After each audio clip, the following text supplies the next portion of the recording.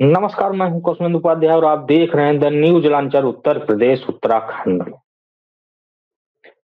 Samajwadi party के मुखिया अखिलेश यादव और सुहेल देव भारतीय समाज पार्टी के मुखिया ओपी राजभर यानी ओम प्रकाश राजभर के बीच इस समय मोदी के क्षेत्र में कांटे की टक्कर है। मामला उपचुनाव का है,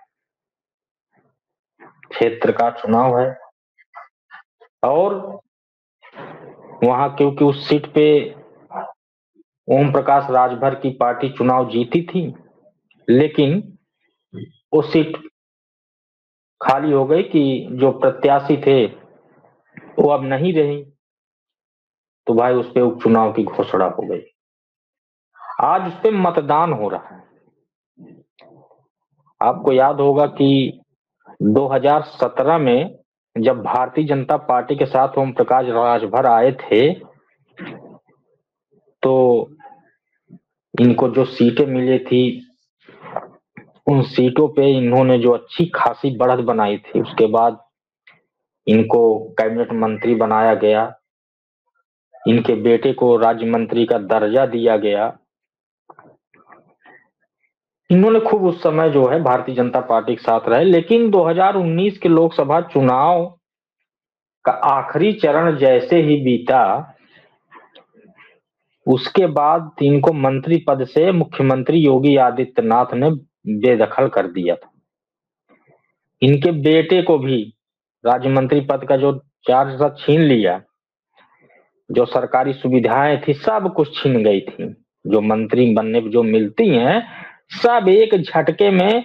जिस दिन आखिरी चुनाव हुआ था उसी दिन शाम को 5 या 6 बजे के बाद वोटिंग खत्म हुई अंतिम चरण की लोकसभा की। 2019 की बात मैं कह रहा हूँ, ये याद रहे। उसके बाद 7 बजे तक इनकी जो लाल बत्ती थी सब कुछ हट गई और पैदल हो गए थे। फिर क्या हुआ कि ये लगे मुख्यमंत्री योगी आदित्यनाथ को खूब उल्टा सीधा कहने, मंदिर में घंटी बजाएंगे, चल सन्यासी मंदिर में। उसके बाद समाजवादी पार्टी के राष्ट्रीय अध्यक्ष अखिलेश यादव से इनकी दोस्ती हो गई और 2022 का जो चुनाव था उसमें इन्होंने अखिलेश के साथ गठबंधन किया, अच्छी खासी सीटें भी ली और जीते जो चुनाव, तो जीते ही। लेकिन जब सरकार अखिलेश यादव की नहीं बनी तो फिर ओम प्रकाश राजभर को लग गया कि सरकार में तो है नहीं पार्टी, न सरकार बन पाई, इतना जो सब कुछ सोचे थे कुछ मिला भी नहीं, विधायक के विधायक ही रह जाएंगे। जिस तरह से 2017 में थे, कम से कम बीजेपी में साथ थे तो कैबिनेट मंत्री तो बन गए थे, लेकिन अब यहाँ तो कुछ नहीं, 5 साल इंतजार करना पड़ेगा। 27 में जब चुनाव होगा तब कुछ मिलेगा, या 2024 को लोकसभा तक इंतजार करें कि अगर मान लीजिए गठबंधन में केंद्र में सरकार कहीं विपक्ष की बन गई तो हो सकता है कि हमें भी दो जो लोकसभा की सीटें मिलेंगी, गठबंधन में रहेंगे तो।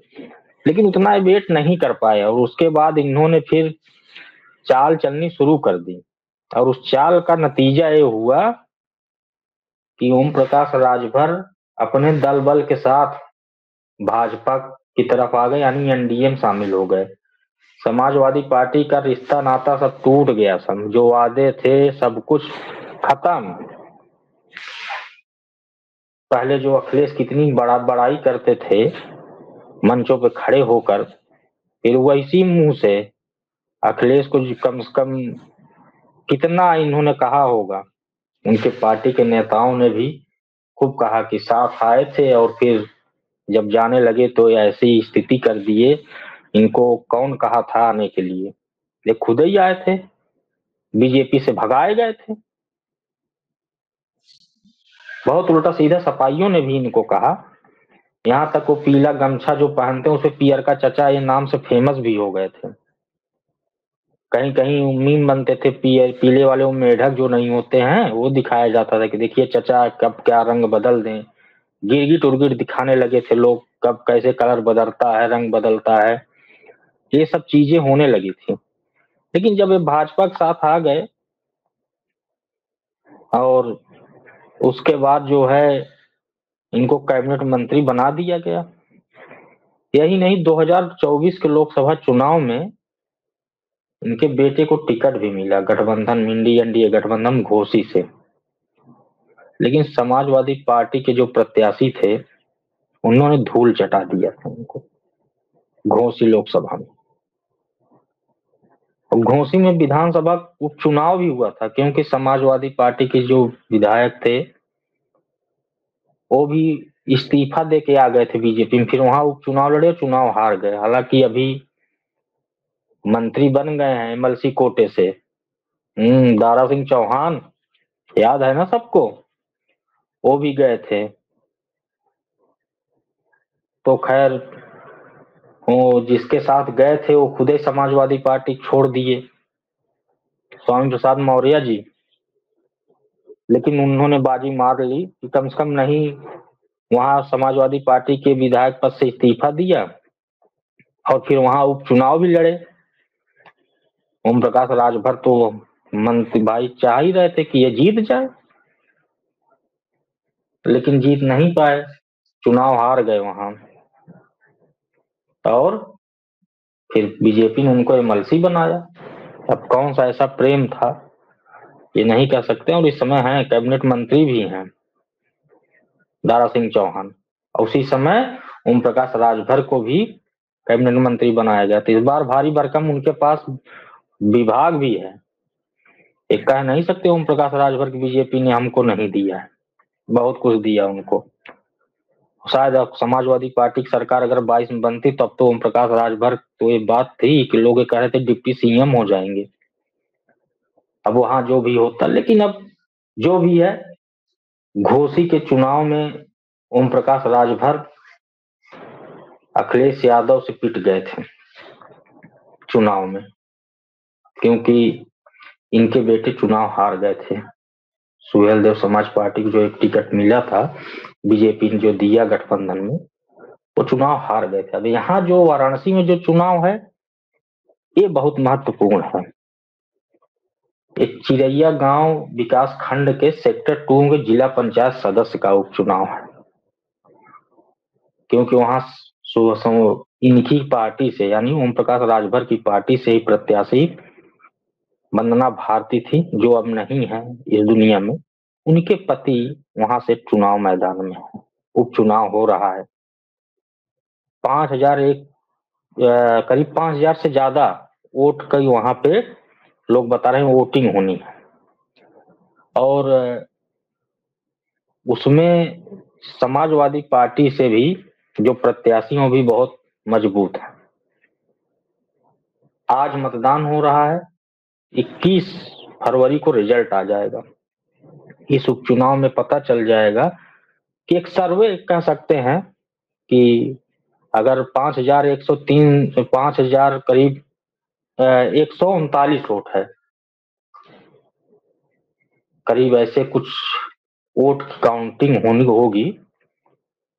और उसमें है कि सबसे महत्वपूर्ण बात कि बसपा और कांग्रेस इस मैदान में है ही नहीं है चुनाव में। इसलिए कांटे की टक्कर मैं कह रहा हूं, अखिलेश और ओम प्रकाश राजभर के बीच उस क्षेत्र में कांटे की टक्कर। और वाराणसी जानते ही प्रधानमंत्री नरेंद्र मोदी का क्षेत्र, काशी का क्षेत्र है, जिनको मां गंगा ने बुलाया था। अब देखिए बहरहाल वहां 21 तारीख को रिजल्ट आ जाएगा। अभी मतदान चल रहा है, 22 गांव में चुनाव होगा, 22 गांव के लोग वोटिंग करेंगे